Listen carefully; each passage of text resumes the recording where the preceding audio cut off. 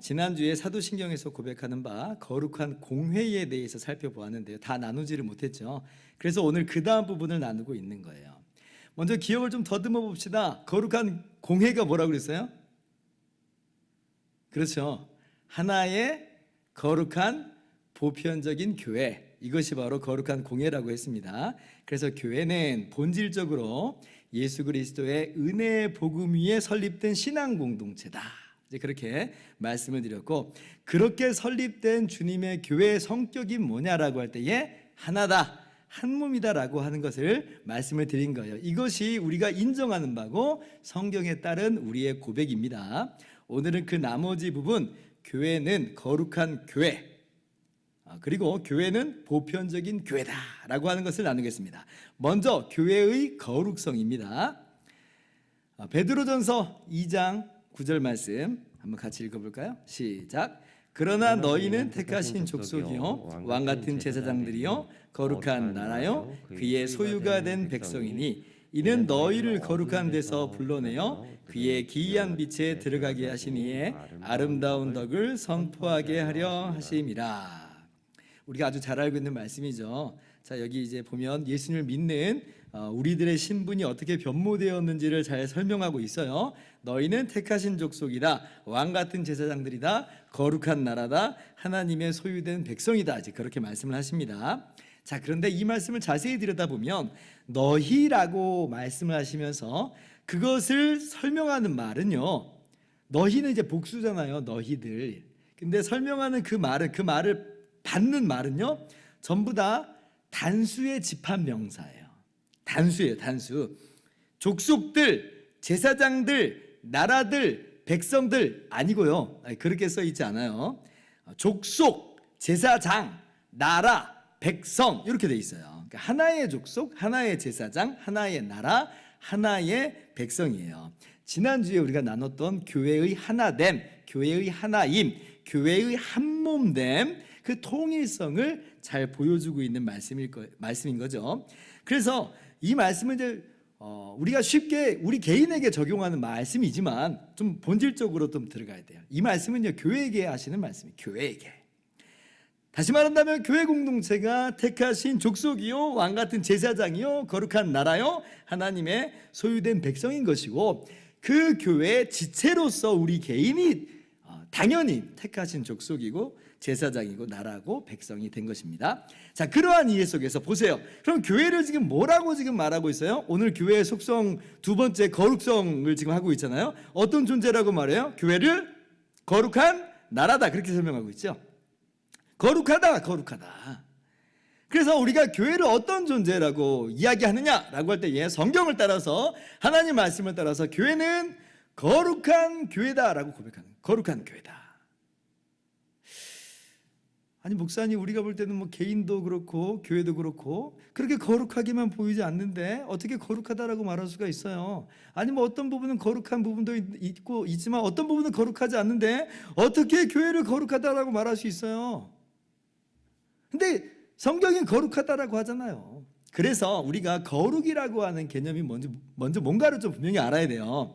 거룩은 우리는 쉽게 그냥 윤리적, 도덕적 개념을 딱 떠올립니다. 거룩 그러면 이제 그것부터 떠올라요. 그러나 그렇지 않다는 걸 좀 알 필요가 있어요. 거룩의 본질적인 뜻은 뭐냐면 하나님께로 구별됨입니다. 하나님께서 구별하심이에요. 이게 1차적이고 본질적인 거룩의 뜻입니다. 거룩은요, 하나님께서 자신의 것으로 구별한 거예요. 관계적 개념이에요. 관계적 개념. 신명기 7장 6절 제가 찾아와 봤어요. 너는 여호와 내 하나님의 성민이라. 내 하나님 여호와께서 지상 만민 중에서 너를 자기 기업의 백성으로 택하셨나니. 자, 이 말씀을 하나님께서 이스라엘 백성을 출애굽시킬 때의 이야기예요. 그때 이스라엘 백성을 향해서 뭐라고 말씀하세요? 하나님의 성민이다, 즉 하나님의 거룩한 백성이다라고 말씀해요. 자, 그러면 이 말씀이 이스라엘이 거룩한 백성이라고 하는 게 이게 윤리적으로 도덕적으로 탁월하고 흠이 없다는, 죄가 없다는 그런 이야기로 말씀하신 거예요? 아니죠. 우리가 알다시피 이스라엘 백성들은 그런 사람들이 아니었어요. 뭐가 탁월해요? 하나님을 향해서 원망하고 불평하고 때때로 반역까지 일삼는 그런 백성들이었어요. 우리의 시각으로 볼 때는 윤리적으로 도덕적으로 전혀 거룩하지 않아요. 그러나 하나님은 거룩한 백성이다. 나의 백성이다라고 말하는 거예요. 하나님께서 하나님의 것으로 구별하셨다는 거예요. 세상으로부터 분리시켜서 세상으로부터 불러내셔서 하나님의 것으로 삼으셨다는 이야기입니다. 그게 거룩한 백성이에요. 마찬가지로 성전, 성막 전부 다 같은 개념이죠. 거룩한 집. 근데 거기에 무슨 윤리적인 도덕적인 개념이 들어가 있어요? 없죠. 하나님께서 구별하셨다는 거예요. 구별하셨다. 그러므로 교회를 거룩하다라고 하나님께서 말씀하실 때는 뭘 먼저 떠올라야 되냐면 하나님께서 세상으로부터 떼어내셔서 하나님의 것으로 구별하셨다는 말이에요. 세상은 죄로 인해서 완전히 오염되었고 그로 말미암아 하나님의 진노와 심판을 면할 수가 없는 존재들이 세상인데, 그런데 하나님께서 그 세상으로부터 교회를 떼놓으신 거예요. 교회를 분리시키신 거예요. 그래서 거룩하다고 한 거예요. 그러므로 교회는 더 이상 진노와 심판의 대상이 아니라 하나님의 사랑받는 존재들이에요. 영광의 기업을 누리는 존재들로 구별됐다. 그러니 우리를 거룩한 교회로 삼으셨다는 것은 참 은혜인 겁니다. 기가 막힌 내용이죠. 신약 교회도 그래서 보세요. 구약의 이스라엘 백성하고 별로 다를 바 없어요. 고린도 교회 같은 그 교회들을 대표적으로 보면 전혀 윤리적으로 도덕적으로 거룩해 보이지 않는데도 불구하고 하나님께서는 거룩하다라고 말씀하시는 것을 보게 됩니다. 고린도전서 1장 2절 말씀 보세요. 자, 고린도에 있는 하나님의 교회 곧 그리스도 예수 안에서 거룩하여지고 성도라 부르심을 받은 자들과 또 각처에서 우리의 주 곧 그들과 우리의 주 대신 예수 그리스도의 이름을 부르는 모든 자들에게, 자, 여기서 고린도 교회를 뭐라고 일컬어서 말씀하세요? 그리스도 안에서 이미 거룩하여진 자들이라 말씀하시죠. 그래서 성도라 거룩한 자들이라 지금 부르세요. 이게 기가 막힌 이야기죠. 고린도 교회가 어땠어요? 우리 잘 알고 있잖아요. 그 다음에 그래서 사도 바울이 고린도 교회를 통해서 이런저런 내용으로 지금 편지를 쓰고 있는데 어떤 내용이에요? 고린도 교회 파당이 있는 교회예요. 바울파, 베드로파, 아볼로파, 그 파에 들지 않으면 대견할 수 없는 구조가 지금 형성되고 있다는 거예요. 분열돼 버렸어요.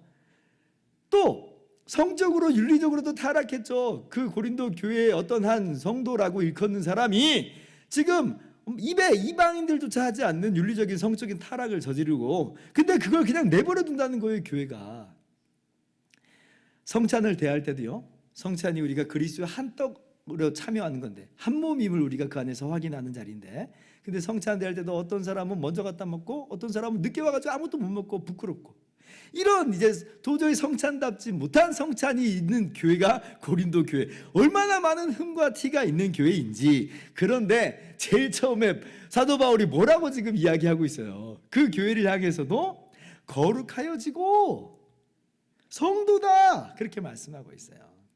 이게 지금 구약의 이스라엘 백성들, 출애굽할 때 이스라엘 백성을 향해서 거룩한 백성, 성민이다라고 말씀하는 내용하고 똑같은 내용이죠. 그래서 거룩은 1차적으로 윤리적으로 도덕적으로 도덕적인 개념이 아니라 하나님께서 구별하여 자신의 것으로 거저 삼아 주신 것, 이런 관계, 하나님과의 관계의 개념이라고 하는 거 여러분 좀 아셔야 되겠습니다. 자, 그러면 교회의 거룩은 이렇게 하나님께서 하나님의 것으로 구별하신 것은 어디로부터 근거하고 어디로부터 말미암아요? 자, 그것은 예수 그리스도로 말미암아 그렇게 거룩하여졌다 그렇게 얘기하죠. 예수 그리스도로 말미암아 거룩하여졌다.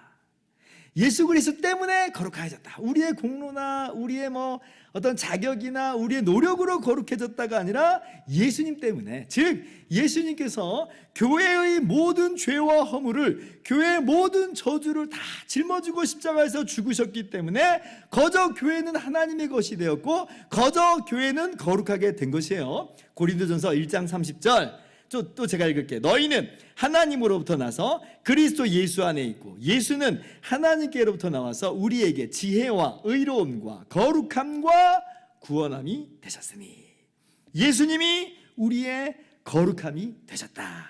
단순히 우리 개인뿐 아니라 교회 전체를 다 포괄하는 개념입니다.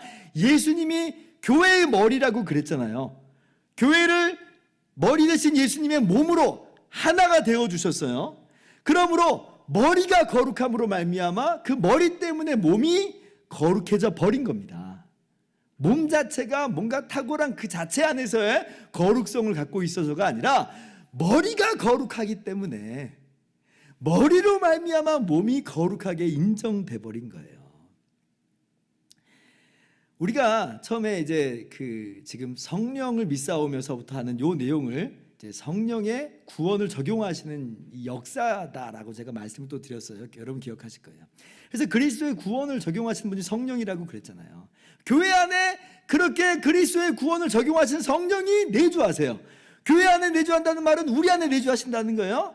거룩한 영이 내주하세요. 그래서 우리가 또한 거룩한 교회가 된 것입니다. 다른 이야기가 아니라 성령의 내주하심으로 그렇게 해서 그리스도의 구원을 적용하심으로 우리가 거룩하다 일컬어지는 거죠. 고린도전서 6장 11절 너희 중에 이와 같은 자들이 있더니 주 예수 그리스도의 이름과 우리 하나님의 성령 안에서 씻음과 거룩함과 의롭다 하심을 받았느니라. 거룩함을 얻어버렸다는 거예요. 성령이 교회 안에 내주하심으로. 그래서 예수 그리스도의 대속을, 십자가 대속을 적용시키심으로 교회가 거룩한 교회가 되었다는 것입니다. 우리가 주님과 하나가 돼서, 교회가 주님과 하나가 되어서 주님의 거룩으로 말미암아 거룩한 교회가 된 줄을, 우리 자신이 그렇게 거룩한 교회가 된 줄을 여러분 믿으시기를 바랍니다.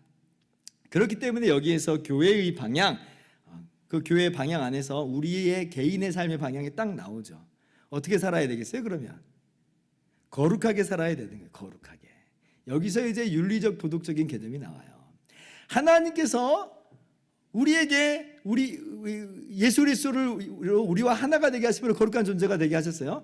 그리고 우리의 마땅히 살 바를 하나님께서 말씀해 주시는데 그 내용들을 찬찬히 뜯어다 보면 윤리적으로 도덕적으로 우리가 흠이 없이 살 것을 하나님께서 말씀하시는 그런 내용들이잖아요. 물론 이 거룩이 이 땅에서 우리가 완성할 수 있다든지 완성된다든지 그렇지는 않습니다. 그러나 예수님 다시 오실 때에 이것은 분명히 완성되어 버릴 것이에요. 그때 모든 것이 다 완성됩니다. 그래서 우리는요, 그날까지 날마다 거룩함으로 나아가는 거예요. 교회가 날마다 거룩함으로 나아가는 거죠. 그래서 고린도전서를 보면 교회를 향해서 아까 거룩하다라고 말씀하시면서 그러면서 거룩한 삶을 굉장히 강조를 많이 해요. 고린도전서 3장 16절 17절. 자, 교독할게요. 너희는 너희가 하나님의 성전인 것과 하나님의 성령이 너희 안에 계시는 것을 알지 못하느냐. 17절 같이요. 누구든지 하나님의 성전을 더럽히면 하나님이 그 사람을 멸하시리라. 하나님의 성전은 거룩하니 너희도 그러하니라. 자, 성령께서 우리 안에 거하심으로 그렇게 참 성전이신 예수 그리스도와 우리가 연합하게 되므로 우리가 하나님의 성전이 됐어요. 거룩해졌어요. 그러니까 어떻게 하라고요? 더럽히지 말라는 거예요. 하나님께서 죄악된 세상으로부터 구별시켜 놓으셨는데 다시 세상의 것으로 채우고 세상의 것으로 얼룩지게 하고 그렇게 하지 말라는 거죠. 오히려 하나님 말씀대로 우리는 살아야 됩니다. 구별된 존재들이니까 우리를 구별하신 분의 말씀을 따라 살아야죠. 하나님을 닮아야지 세상을 닮아가면 안 되는 것입니다. 베드로전서 1장 15절 16절. 자, 오직 너희를 부르신 거룩한 이처럼 너희도 모든 행실에 거룩한 자가 되라. 16절 같이요. 기록되었으되 내가 거룩하니 너희도 거룩할지어다 하셨느니라. 하나님의 뜻은 명확하죠. 우리의 거룩함이에요. 이때 이제 우리의 거룩함은 하나님과의 관계라는 본질 안에서 윤리적으로 도덕적으로 하나님 말씀대로 살 것을 이야기하고 있는 내용이에요. 지금 이 베드로전서 1장 16절은 레위기 11장 45절을 그대로 인용한 거예요. 구약 백성들, 구약 이스라엘 백성들이 그림자잖아요. 그들도 거룩한 삶을 살기를 하나님이 요구하셨어요. 본체가 우리 신약의 교회 공동체예요. 마찬가지예요. 거룩한 삶을 하나님께서 우리에게 요구하신다는 것입니다. 그래서 우리가 그러한 거룩한 행실로 개인 물론 뿐만 아니라 교회가 그렇게 이제 나아가야 되는데, 근데 이제 주의할 것은 뭐냐면 이 땅에서 거룩한 행실의 완성은 이제 불가능하다는 걸 좀 기억을 해야 돼요. 왜 이것을 좀 제가 강조하냐면 자칫 교회를 보면 아까 말씀드렸다시피 고린도 교회 같은 흠 있는 교회, 문제 있는 교회도 있잖아요. 그러면 자칫 거룩성을 마치 이 땅에서 완성할 수 있는 것처럼 이해를 해버리고 오해를 해버리면 그런 이제 그 고린도 교회를 향해서 이건 교회가 아니야 이렇게 해버려요. 그러면 어떻게 돼요? 그 교회에서 나가버리겠죠. 우리가 순수한 교회를 이루어야 돼. 떨어져 나가는 거예요. 그래서 우리만이 참 교회다 이렇게 되어버리는 그런 문제가 발생할 수 있습니다. 그런데 그것이 올바른 모습이냐? 그렇지 않죠. 왜냐하면 하나님께서 교회를 향해서 한 몸이다 그랬잖아요. 그러니까 교회의 성격에 이 통일성이 있는데 이미 그것을 깨뜨려 버린 거예요. 그럼 그 거룩하지 않아 보이는 그 교회 어떻게 해야 돼요? 떠나야 돼요? 떠나라는 얘기가 아니에요. 거기에서 계속해서 거룩을 향해서 나아가야죠. 그렇게 해야지 여기는 거룩하지 않아 라고 해서 우리끼리 그냥 순수한 교회, 거룩한 교회를 이룹시다. 이것은 바람직한 모습이 아니라고 하는 것입니다. 옛날에 도나투스파라고 한 3세기, 4세기에 있었던 그런 분파가 있었어요. 그 사람들이 그랬어요. 그 당시에 교회가 막 타락하고 순수하지 못하고 거룩한 모습을 막 상실하니까 교회를 떠나는 거예요. 그 분파가 자기들만의 순수한 교회를 이루겠다는 거예요. 그러면서 자기들만이 찾는 교회라는 거예요. 그러면 안 된다는 거예요. 그래서 그렇게 하지 말아라 라고 하는데 끝까지 말을 안 듣고 분리돼 버렸습니다. 그래서 초대교회 때 도나투스파를 2단으로 정죄를 해요. 여러분, 그래서 교회의 본질이 뭔지를 좀 알아야 돼요. 교회의 본질은 제일 처음에 지난주에 말씀드린 것처럼 예수 그리스도의 은혜의 복음 위에 세워진 신앙 공동체예요. 그게 본질이고요. 그래서 그게 표지예요. 표지. 그리스도의 은혜의 복음이 바르게 선포되는가? 선포되면 교회가 맞다고 우리가 볼 수 있고, 그런 표지가 없으면 그건 교회가 아닌 거예요. 그래서 그런 표지가 없으면 그런 집단에서 나가야 돼요. 예를 들면 2단 같은 경우는 예수 그리스도의 은혜의 복음 말씀이 없잖아요. 그러면 거기에선 계속 버티고 있으면 안 돼요. 이미 그건 교회가 아니라고 지금 표지로 딱 드러난 거예요. 그러면 거기서 빨리 빠져나와야 되는 겁니다. 그런데 교회의 성격, 한몸됨, 또 하나된 통일성, 또 거룩성, 또 좀 이따 할 보편성은 우리가 나아갈 방향은 맞아요. 그러나 이 땅에서 완성시킬 수 있는 성격은 아니라고 했잖아요. 그죠? 원리적으로는 완성됐지만 지금 이루어지는 이 모습 속에서는 그렇게 나아가는 거예요. 애쓰고 수고하고 그 방향으로 나가야죠. 그래서 거룩하지 않다고 해가지고 조금 불만이 있다고 해서 그 교회를 쪼개고 나간다. 이제 그것은 맞지 않다. 오히려 우리가 한 교회라는 것을 깨닫고 우리의 마음을 찢고 애통해하면서 하나님께 기도하고 성도들을 권유하고 권면하고 이렇게 나아가야 되는 것이 옳다고 하는 것을 여러분이 그렇게 아시면 되겠습니다. 이것은 나중에 다음에 이제 니케아 콘스탄티노플 신조를 할 때 한 번 더 제가 말씀을 좀 드리도록 하겠습니다. 자, 그러면 이제 교회의 속성, 교회의 성격 중 이제 마지막 보편성에 대해서 함께 나누도록 하겠습니다. 자, 골로새서 3장 10절부터 이제 교독을 또 한번 해볼게요. 새 사람을 입었으니 이는 자기를 창조하신 이의 형상을 따라 지식에까지 새롭게 하심을 입은 자니라. 거기에는 헬라인이나 유대인이나 할레파나 무할레파나 야만인이나 스구디아인이나 종이나 자유인이 차별이 있을 수 없나니 오직 그리스도는 만유시요 만유 안에 계시니라. 같이요. 너희는 유대인이나 헬라인이나 종이나 자유인이나 남자나 여자나 다 그리스도 예수 안에서 하나이니라. 자, 우리가 그리스도 안에서 새 사람이 되었어요. 개인적으로뿐 아니라 교회적인 큰 개념으로 생각해 보세요. 자, 그런데 그 교회 안에는 유대인과 이방인의 구별이 없고 종이나 자유자의 구별이 없고 남자와 여자 간의 차별이 없다. 차별이 없다. 이게 바로 교회의 보편성이에요. 교회의 보편성이 뭐냐? 차별이 없는 거예요. 차별이 없는 거예요. 교회의 보편성을 이야기할 때는 어쩔 수 없이 이제 다시금 로마 가톨릭 이야기를 좀 해야 돼요. 로마 가톨릭이 이야기하고 있는 교회의 성격하고 우리가 이해하는 교회의 성격은 좀 다르거든요. 자, 로마 가톨릭은 통일성을 어떻게 이해한다 그랬어요? 로마 교황을 정점으로 한 이 하나의 외형적 조직, 하나의 조직, 그것을 이제 교회의 통일성이다, 하나됨이다, 그렇게 이야기를 합니다. 그러면서 보편성은 뭐라고 말하냐면 그 한 덩어리인 교회가, 외형적 조직을 갖고 있는 로마 가톨릭 교회가 역사적으로, 지역적으로, 보편적으로 다 있다는 거예요. 그래서 그걸 가지고 보편성이라 그렇게 이야기합니다. 그러니까 자기네들 교회가 역사적으로도 항상 있어왔고 세계적으로 다 널리 퍼져 있다, 이걸 이제 보편적이라 이렇게 얘기하는데, 근데 우리는 이제 그렇게 얘기하지 않아요. 먼저 교회의 통일성도 다르죠. 교회의 통일성은 외형적 조직 때문에 우리가 하나라고 하는 게 아니라 예수 그리스도를 머리로 한 하나의 몸이다. 그래서 우리가 하나됨이라고 했어요. 눈에 보이기에는 각각의 지교회로 있고 또 교단과 교파도 다르지만 그러나 보이지 않는 교회로서 하나님의 택하신 백성들로서 우리는 하나다, 한 몸이다. 이걸 지난주 우리 함께 나눴어요. 보편성은 뭐냐? 이러한 한 몸으로서의 교회는요, 모든 민족, 모든 인종, 남자든 여자든 종이든 주인이든 유대인이든 이방이든 전혀 차별 없이 하나가 된다는 거예요. 하나가. 구별 없이 우리는 다 하나다. 구별 없이. 이게 보편성이에요. 그래서 보편성과 이 통일성은 맞물려 돌아가는 거예요. 여러분, 교회는 차별이 없는 겁니다. 없어야만 해요. 그래서 어떤 교회가 만약에 교인을 선택적으로 받아들인다, 말이 안 되는 거예요. 말이 안 되는 거예요. 그거는 교회의 보편성을 정면으로 부정하고 있는 거예요. 아유, 세상에 그런 교회가 있었을까 싶은데 역사적으로 있었어요. 예를 들면 흑인 이제 노예 제도가 있었을 그 당시에, 또 그리고 그 이후에도 심지어는 백인들만의 교회가 있었어요. 흑인들은 못 들어와요. 예배당에 못 들어와요. 그 공동체로 들어올 수가 없어요. 그러면 그게 교회의 올바른 모습이냐? 아니요. 진짜 심각하게 병든 교회예요. 그 교회가 아무리 교세가 크고 아무리 휘황찬란한 아주 멋들어진 건물을 갖고 있다 할지라도 그는 굉장히 병든 교회예요. 엄청 책망을 받아야 됩니다. 만약 우리나라에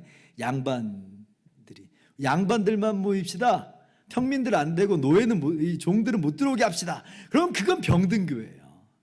우리나라는 다행히 거의 그런 교회가 없었는데, 근데 제가 알고 있기로는 역사적으로 어느 한 교회는 그래서 교회가 쪼개져 나갔어요. 양반들만의 교회로. 근데 그러면 안 되는 거예요. 그러면 안 되는 거죠. 그래서 보편적인 교회다.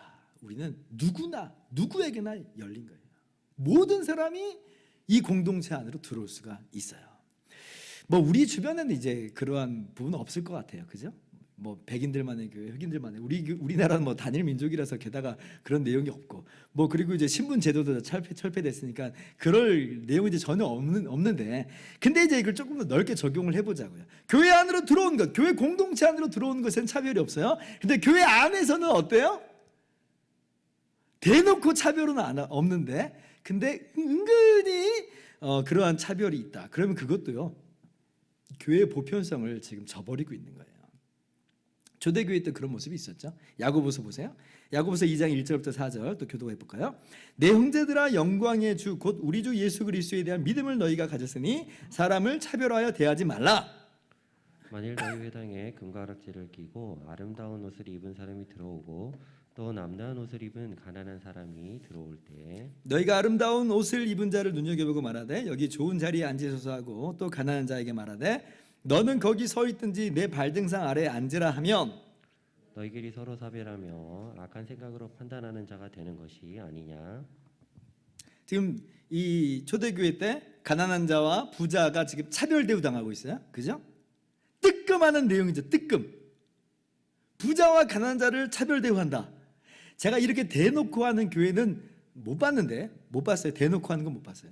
그런데 은근히 그런 모습을 가지고 있는 것은 종종 경험을 합니다. 근데 이걸 그냥 뭐 어쩔 수 없지, 혹은 뭐 그럴 수도 있지, 그렇게 하고 지나칠 성질은 아니에요. 그게 바로 우리의 죄성이고 우리 공동체의 죄성인 줄 알아. 이렇게 말씀을 통해서 배우는 거예요. 이 말씀을 따라서 깨뜨리면서 나가야죠. 깨뜨리면서. 자꾸 깨뜨려야 돼요. 우리는요, 자꾸 죄성을 따라가요. 죄성을 막 따라가려고 해요. 그래서 부자하고 친해지고 싶고, 부자를 마음속으로 우대하고 뭔가 수준 있는 사람하고 어울리고 싶고 해요. 근데 말씀을 배웠으면 이제 그걸 자꾸 깨뜨려 나가는 거예요. 어느새 또 근데 제가 돌아가갖고 또 부자하고 친하게 지내고 싶어요. 차별 대우하고 있어요. 그럼 또 말씀을 들으면서 날마다 깨뜨리면서 살아야 돼요. 사람을 우리는 차별해서 대하면 안 됩니다. 그럼 교회의 보편성하고 맞지 않아요. 참 어려운 문제예요. 참 어려운 문제인데, 근데 우리가 이것을 해결해야만 하는 것입니다. 그런 측면에서 교회가 본질적인 것에 집중하지 않고 주변적인 것에 몰두하면 더 이렇게 되기 십상입니다. 무슨 얘기냐면요, 교회의 본질은 우리가 삼위일체 하나님을 예배하는 예배 공동체잖아요. 하나님께서 예배하는 자들을 이렇게 찾으셨고 불러내셔서 이렇게 하나님을 예배하는 공동체로 세우셨어요. 복음을 알게 하셔서 우리가 찬미하고 찬양하고 그렇게 합니다. 자, 그런데 그러한 이 예배 공동체의 본질, 교회의 본질을 이제 놓쳐버리고 교회가 주변적인 것들, 뭐 건물에 신경을 더 많이 쓴다든지 어떤 사업에 더 이렇게 중심을 잡아버리면, 안 그래도 우리 안에는 죄성이 있는데 거기에 이러한 필요성들이 더해져 가지고 이제 그렇게 더 부자와 가난한 자를 차별하는, 혹은 부자를 더 우대하는 그런 일이 있게 되는 거예요. 한번 생각해 보세요. 교회 공동체가 건축을 하나님의 은혜 가운데 이제 건축을 하기 시작했어요. 근데 너무 무리하게 했어. 돈이 없어. 이자가 막 몰려 들어와요. 재정이 어려워요. 근데 그때 마침 어떤 부유한 사람이 등록 신청을 했어요. 교회, 나 이 교회 공동체에 가입하겠어. 등록 카드를 냈어요. 그럼 여러분 어때요? 물론 우리가 아이고 하나님께서 정말 우리 교회에 귀한 분을 보내주셨구나 이렇게 생각은 하죠. 그런데 우리가 그렇게 교회에 등록하는 모든 분들을 다 귀하게 여기지만 그분들을 더 귀하게 여긴다면 그것도 문제인 거죠. 근데 왜 그렇게 해요? 교회가 무리하게 건축을 하게 되면 그렇게 돼 있어요. 교회가 그들의 수준에 맞게끔, 교회 공동체가 그들의 수준에 맞게끔 하면 그렇게 이렇게 치우치진 않을 텐데, 그죠? 근데 주변적인 것에 더 막 중심이 이제 가버리니까 그런 것들이 더 이 사람들은 필요하거든요. 교회가 막 사역을 많이 하면 그런 분들이 더 필요하겠잖아요. 그러면 그 사람들을 더 우대해요.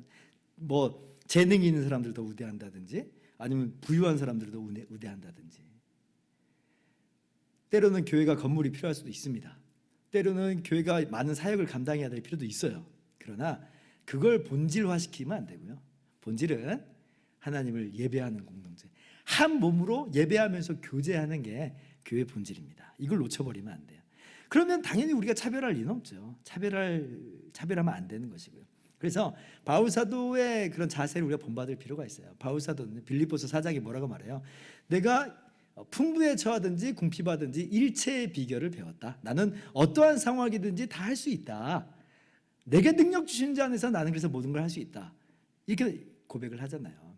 그래서 우리가 풍부하면 풍부한 대로 하는 거고 부족하면 부족한 대로 하는 거예요. 너무 무리하게 해가지고 오히려 치우치는 일이 있도록 하면 오히려 그게 더 무너지는 길이다라고 하는 걸 깨닫고 절대로 사람을 차별하여 대하지 맙시다. 절대로 차별하면 안 된다는 걸 기억하세요.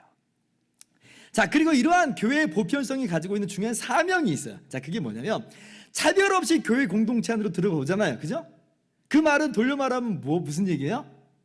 차별 없이 복음을 전하는 사명이 교회에게 있어요. 교회의 보편성이 갖고 있는 내용이에요. 이게 바로 교회 공동체로 들어오는데 이제 차별이 없어졌어요. 구약 시대에는 유대인들만 하나님 백성 공동체로 들어오는 것처럼 여겨졌지만, 그래서 막 할례를 받아야만 했지만, 그러나 이제는 그러한 차별 없습니다. 특정 집단, 특정 민족 그렇게 제한되지 않았어요. 보편적이에요. 모든 민족이에요. 모든 인종이에요. 누구든지. 그래서 우리 보편적 교회는요, 차별 없이 복음을 전할 사명이 있습니다. 마태복음 28장 19절 20절 교독합시다. 그러므로 너희는 가서 모든 민족을 제자로 삼아 아버지와 아들과 성령의 이름으로 세례를 베풀고 내가 너희에게 분부한 모든 것을 가르쳐 지키게 하라. 볼지어다 내가 세상 끝날까지 너희와 항상 함께 있으리라 하시니라. 자, 예수님께서 제자들에게 뭐라고 말씀하세요? 유대인들에게만 복음 전하라? 아니죠. 보편적이잖아요. 모든 민족에게. 여러분 이게 얼마나 파격적이었는지 한번 생각해 보세요. 당신은 유대인들만 하나님의 백성이고 하나님의 백성이 될 수 있다고 생각했던 시대예요. 제자들 전부 다 유대인이에요. 근데 그들 보고 뭐라고 말해요? 모든 민족에게. 교회는 보편적이라 말씀하시는 거예요. 그래서 모든 사람에게 복음이 열려 있고 모든 사람이 들어올 수 있는 공동체라고 하는 거죠. 차별이 사라졌다는 것입니다. 그러므로 우리 보편적 교회는 모든 민족에게, 모든 종류의 사람에게 복음을 전해야 되겠습니다. 이것이 교회의 보편성을 정말 잘 드러내는 모습이라는 걸 여러분 꼭 기억하시기 바랍니다. 자, 이제 정리합시다. 오늘 처음 읽었던 말씀을 다시 한번 읽어볼까요? 에베소서 2장 19절부터 22절까지 또 한번 교독해 봅시다. 그러므로 이제부터 너희는 외인도 아니요 나그네도 아니요 오직 성도들과 동일한 시민이요 하나님의 권속이라. 너희는 사도들과 선지자들이 더 위에 세우심을 입은 자라. 그리스도 예수께서 친히 모퉁이 돌이 되셨느니라. 그의 안에서 건물마다 서로 연결하여 주 안에서 성전이 되어가고 너희도 성령 안에서 하나님이 거하실 처소가 되기 위하여 그리스도 예수 안에서 함께 지어져 가느니라. 자, 교회의 기초 잘 보여주죠. 예수 그리스도의 은혜의 말씀, 사도들에 의해 전달된 복음으로 말미암아 믿는 그 공동체가 교회의 공동체예요. 그 교회 공동체가 하나로 연결됐죠. 각각 떨어져 있지 않아요. 교회가 하나입니다. 자, 그 교회 안에 거룩한 성령이 거하시죠. 그렇게 주님의 복음을 적용시키세요. 교회가 거룩하다는 거예요. 그리고 그 교회 공동체에 차별이 없죠. 너희는 외인도 아니고 나그네도 아니다. 이방인들도 유대인들과 동일한 한 몸이에요. 보편적이라는 거예요. 여러분, 그래서 교회는 꼭 기억하세요. 교회 세 가지 속성. 교회는 한 몸이다. 통일성. 교회는 거룩하다. 세 번째, 교회는 보편적이다 라고 하는 것을 여러분 꼭 기억하시면서 오늘 말씀 배운 대로 한 몸 의식을 더 키워나갑시다. 오늘 배운 대로 거룩한 행실로 우리 자신과 교회에 더욱더 힘씁시다. 또 우리 공동체 안에 우리 안에 어떠한 차별이 자리 잡지 않도록 우리가 그렇게 노력하면서 한 걸음 한 걸음 이 길을 잘 걸어나가는 저와 여러분 모두 되기를 주님의 이름으로 축원합니다.